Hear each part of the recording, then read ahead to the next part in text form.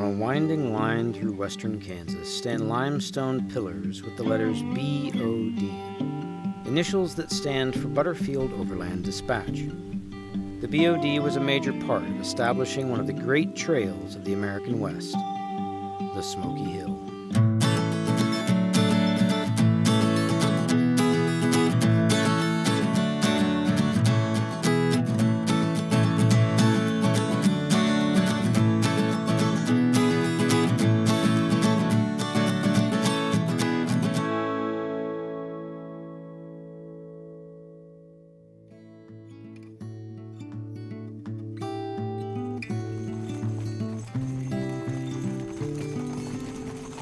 In May of 2024, Stagecoach wheels rolled once again along the path of the Smoky Hill Trail.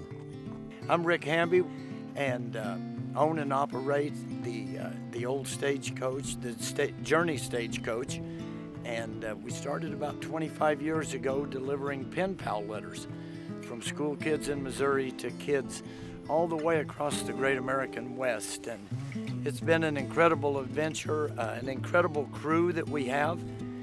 Every time, about every 2 years, we try to do another long-distance stagecoach run, and it's always an interesting concept of how you go about trying to figure out the route.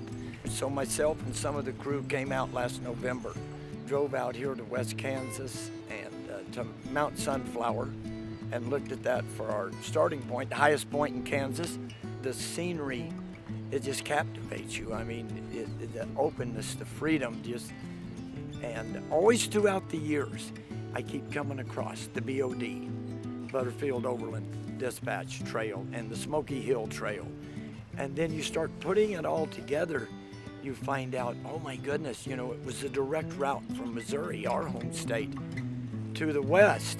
Yeah, this episode of Cottonwood Connections is about the Smoky Hill Trail. Mike Baughn is the secretary of the Smoky Hill Trail Association. He has been past president of it. He has been a Thomas County Sheriff, a county commissioner, and also an official on the executive board of the Thomas County Historical Society. Mike has been absorbed in history, I think, almost all of his life. And I've known him for many years, and if I have a problem, I do call him occasionally and visit with him to see what the true story is about the thing. So, Mike, why did the Smoky Hill Trail come up the Smoky Hill River? Well, as far as we can find in our research, it was an established trade route for the Plains Indians.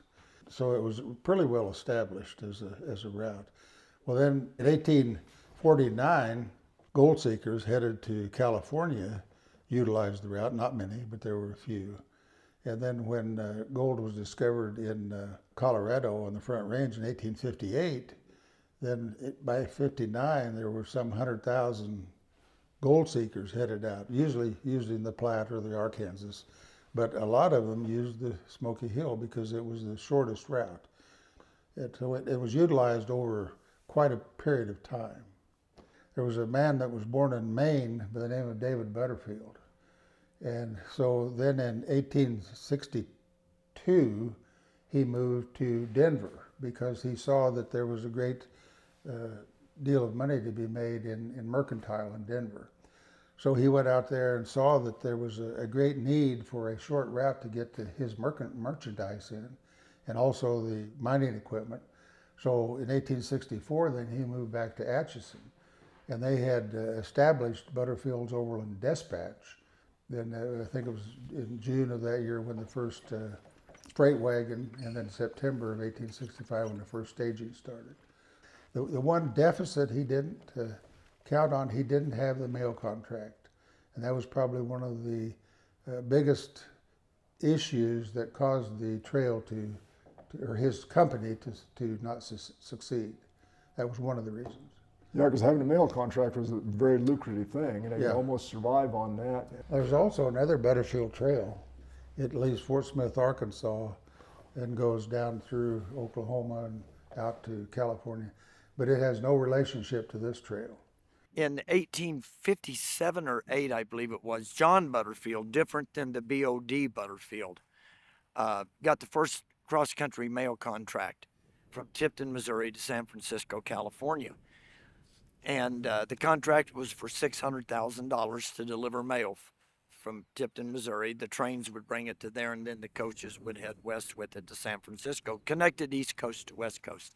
I've seen evidence that they were possibly kin. His name was John Butterfield, but I don't think they really knew each other. So sometimes people get the two trails confused. Yeah. So that's why I think a lot of people are going back to the old use of Smoky Hill Trail.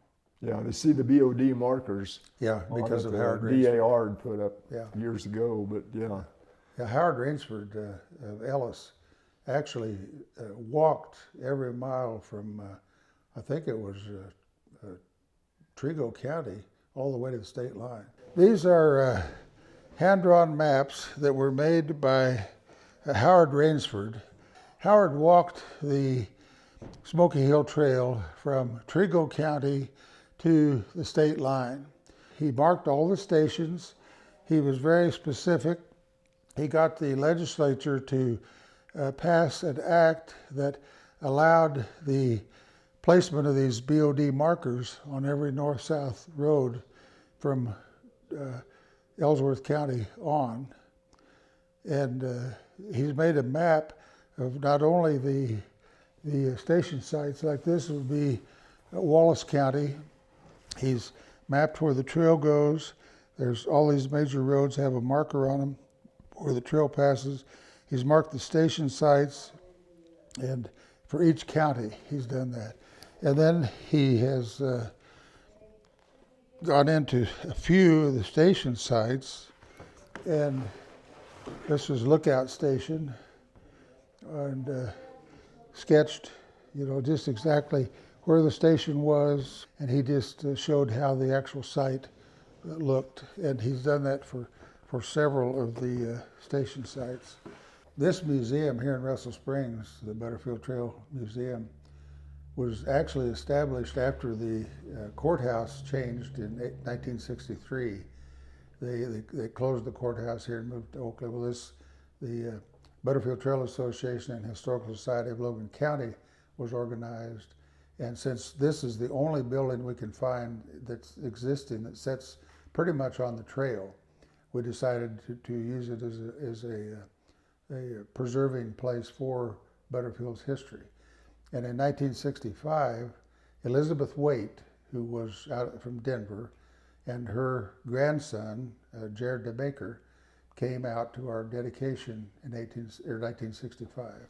David Butterfield was my great-great-grandfather. David and his wife Mary left Maine shortly after they married and came to Kansas. They were in Kansas for a few years in 2 or 3 different places, Manhattan, Junction City, and they went to Denver in 1862, and then went back to Atchison in, I believe, 1864, and David started the Overland Dispatch. I'm sure he wanted to make money, and he wanted to do something big. When he was organizing the Dispatch, he went to New York and raised well over $1 million. This was in the 1860s to finance the organization. Then he started the Overland Dispatch. They shipped hundreds of thousands of tons of freight between the Missouri River and Denver. And then they started the Stagecoach line. The first one arrived in Denver on September 23rd, 1865.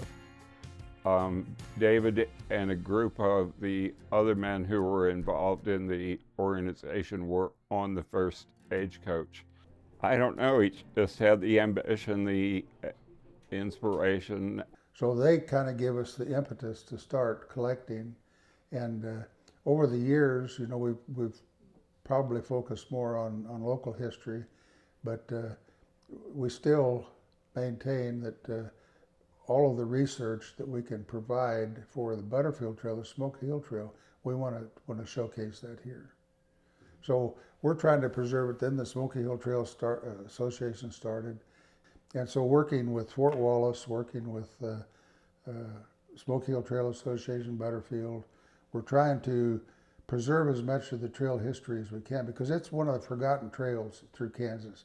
It's one of the most vital trails to supply Denver and to supply the Front Range. More heavy goods. On the freighting side of it, Butterfield used a lot of what they call Santa Fe wagons. They were the big freight wagons. Yeah, they were big. Because they hauled a lot of mining equipment to the Front Range. So, he used mules. Most started out with oxen, used mules and mostly mules on his stagecoaches. Yeah, and Butterfield used Concord stages. They were the top line of the stagecoach.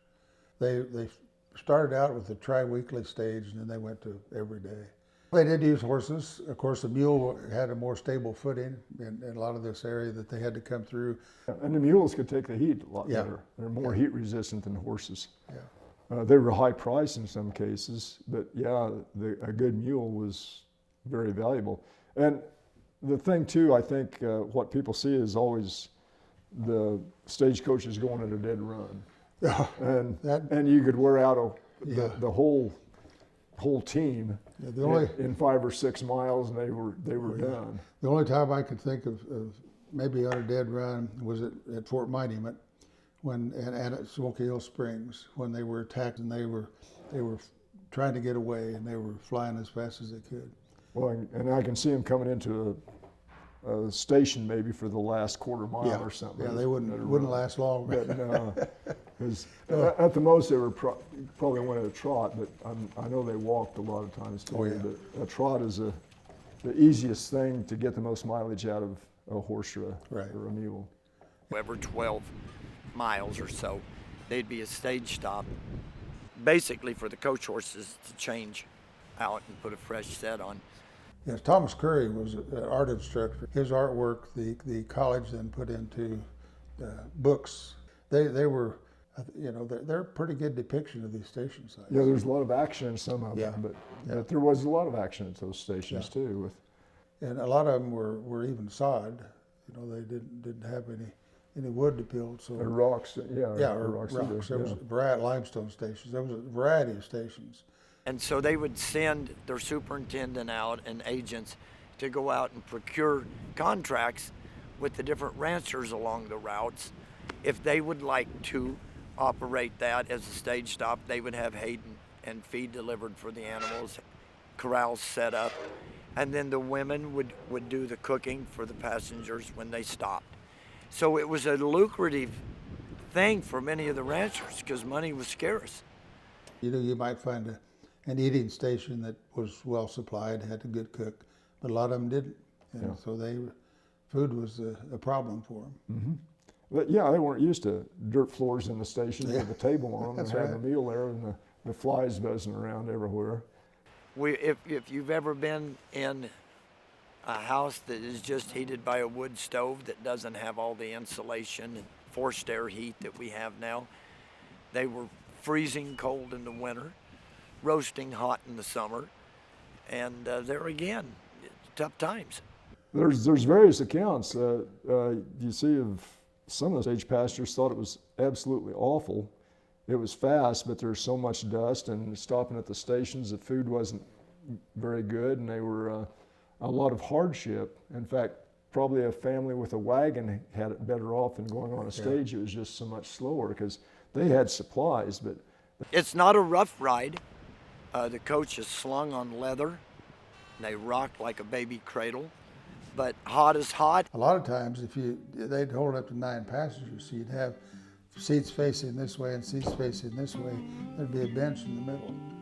So those people that sat on that bench, they would have been pretty uncomfortable. Just like an airplane or jet, no leg room. Yep. No leg room, crowded in there. Unless you fly first class airplane, you're elbow to elbow with someone in there cramped up, tight, and crossing them, and we get aggravated if it's a 3 or 4 hour flight. But in a stagecoach, you were cramped up with individuals shoulder to shoulder, squeezed in there that you never even knew. Deodorant was probably unheard of. you know, and you had individuals that would like their bottle a little too much, and you had somebody that smoked or chewed, and so you had squabbles, and you had genteel folk, and you had outlaws all mixed in together, so it would have been a trying experience. I'm sure there was arguments, there was fights, there was bad moods, bad tempers, and all of that stuff. So I think the weather, of course, is a massive element. I can't imagine the drivers sitting up there. Kansas can be windy, you know. And imagine January coming across the plains with a 50-mile-an-hour wind. It's 10 above zero, and you're sitting up there hour after hour holding those lines. Horses then are like horses now. Mules then are like mules now. They're a prey animal, so they are flighty. Every stage had what they called a messenger. The TV shows call him the shotgun rider, but they were the messenger. They were in charge of any communications that happened to be sent, and there were some letters sent out that didn't pass through the postal system. They were in charge of the valuables, and they were armed, and they were the basic protection for that coach. Of course, the passengers would have been armed, a lot of them, and the driver would have been armed, and the messenger was armed. And you know, Butterfield was fairly successful until 1865. And in that year, there were some Southern Cheyenne that had gone to visit their Northern Cheyenne relatives. The trail had started. Prior to that time, you know, they weren't too concerned about the people traveling through. But I think they saw probably Smoky Hill Station. It was a permanent kind of an earth station, and that incensed them. And as it went on, it wasn't limited to just Indians. I think some of the people up on the Platte route, we have stories where they were disguising themselves as Indians and attacking Butterfield. So he was facing some major issues there. There was probably not a more dangerous route to travel on due to not so happy at losing their land Indians, bandits, you know, just the natural human nature of people in want and need. And we do know that there were a lot of horse rustlers out here.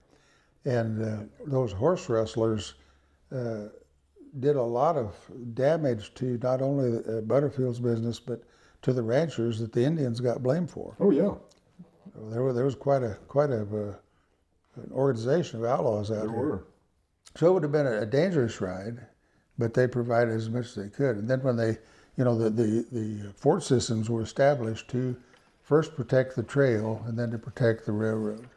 So you had Fort Riley, Fort Fletcher, Ellsworth, and Fort Monument, and Fort Wallace. Fort Wallace was the westernmost.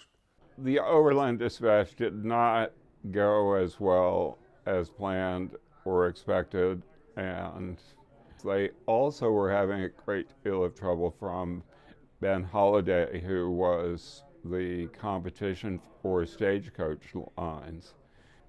By the spring of 1866, Ben Holliday ended up buying the line, and then he subsequently sold it to Wells Fargo. Well, as the railroad progressed, or as the Union Pacific Eastern Division progressed west, then they'd move the staging to the end of the track. And then after the railroad moved on to Kit Carson, then the staging just kept shortening. Finally, the last stage entered Denver in 1870s, but the railroad had already been there, so they'd had not too much of a route to follow. Yeah. It's an interesting history, and even after the commercial use of the trail ceased, there were people that were heading westbound. They were still using the old trail. It was definable, you could see it. But there were a lot of homesteaders as late as the 1885 and 1887 still using that old Smoky Hill route heading west. Well, and that's the deal with a lot of trails, that they were still used for a long time. Yeah. And because it was usually the route of best accessibility on stuff. When you start studying on this, you find out that And we've stagecoached from Springfield, Missouri to Tombstone, Arizona, from Tombstone, Arizona to California, up the Colorado River to Nevada, Dodge City to New Mexico, crossed a lot of old trails and done history on all of them, of course, before we leave. And I have never found a trail such as the Smoky Hill Trail that encompasses more of the American West, the ideals, and the things that the movies have portrayed, the big ranches, the Native Americans, the buffalo, the pioneer spirit, more than the Smoky Hill Trail. I put it top on the list. As when we drove back from here, I felt like this region of the trail that we're getting more and more familiar with is a complete ball of history of American West, of the pioneer spirit and of all those things. Yeah, it's amazing. I think especially with the Smoky Hill Trail, also known as the Butterfield Trail, the lasting legacy would be the importance that it played in developing the Front Range of Colorado. And also, it's the first step in what we like to call the transportation corridor. You know, you had the Smoky Hill Trail, then you had the railroad, then you had Highway 40, then you had I-70. So there's kind of all following that same route, the Smoky Hill route. That's where we're fortunate here at the Butterfield Trail Museum. You know, there's a B.O.D marker just on the northwest corner, and the trail actually passes just right down through here. You can still see some definable marks. In June, we still have a day trail ride. I think the benefit is to try to get the younger generations to experience a part of what their predecessors lived through. So they can go out and see the pristine prairie. I know how I was impacted as a kid. In 1964, I was taken to Silver Dollar City by my mother and father. My brother that's here, my brothers, and my cousin, who's our stagecoach driver. I was 5 at the time. They took us there, and I'll never forget. I walked in there, and I thought it was the most beautiful thing I'd ever seen in my life. It was a big red stagecoach with yellow wheels, and I got to ride on it. We all did. And that is the exact same stagecoach we're driving on the Smoky Hill Trail. The same stagecoach. And how God was worked that around, and you know, I wound up buying it in 1999. And so as a family, we started thinking about it, praying about it, and decided, well, since mail was the big thing in the old days, that we're going to deliver mail. But we're going to deliver special mail. And we started our Interstate Pen Pal program, where we partner elementary schools in Missouri with elementary kids and their schools all along every route that we do. And what we see is it causes the kids to study about where their letters are going, and the kids that are receiving them out here and out in the West are studying about where their letters come from. And the benefit is to try to encourage these young people to value their heritage and get them involved in some phase of preserving history. Because if we don't get them involved, you know, all of us old folks are going to pass away, and there's not going to be anybody to take over to preserve this history that we have, and it's a rich history. And where have all the pioneers gone? Oh, can you hear them singing their songs? Don't let their dreams blow away like dust in the wind. Dust in the wind.